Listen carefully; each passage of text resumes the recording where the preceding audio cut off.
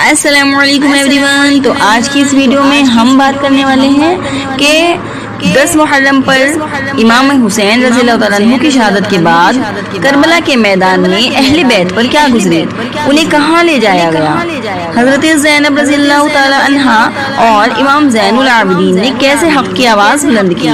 تو آج کی اس ویڈیو میں ہم 10 محرم کے بعد کے واقعات کو تاریخی روایتوں کی روشنی میں جانیں گے۔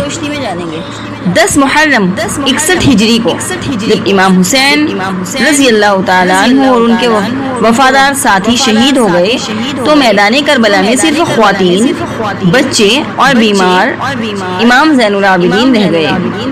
روایتوں کے مطابق شہادت کے بعد لشکروں نے خیموں کا سامان لوٹ لیا اور خیموں کو آگ لگا دی۔ بچے اور خواتین سخت پریشانی اور آزمائش اور خوف کے عالم میں تھے۔ اس کے بعد اہل بیت کو قید کر لیا گیا۔ سب سے پہلے انہیں کربلا سے کوفہ لے جایا گیا، وہاں گورنر ابن زیاد کے سامنے پیش کیا گیا۔ اسی موقع پر حضرت زینب نے بے مثال ہمت کے ساتھ حق کی آواز اور ظلم کے خلاف اپنی آواز بلند کی۔ امام زین العابدین نے بھی اپنے خطبے میں لوگوں کو بتایا کہ نبی صلی اللہ علیہ وسلم کے گھرانے کے ساتھ کیا ہوا ہے۔ پھر کوفہ کے بعد قیدیوں کے اس قافلے کو دمشق یعنی شام بھیجا گیا، جہاں یزید کا دربار تھا۔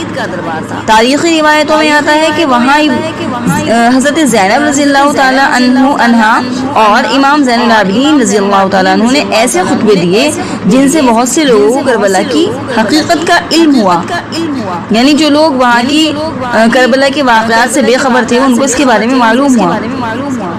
مختلف تاریخی روایتوں میں رہائی کی تفصیلات کچھ فرق کے ساتھ بھی ملتی ہیں، لیکن عام طور پر یہ ذکر ملتا ہے کہ بعد میں اہل بیت کو رہا کر دیا گیا اور وہ مدینے کی طرف روانہ ہوئے۔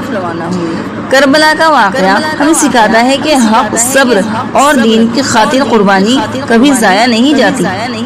اللہ تبارک و تعالیٰ ہمیں اہل بیت سے محبت اور ان کی سیرت سے نصیحت حاصل کرنے کی اور توفیق عطا فرمائے۔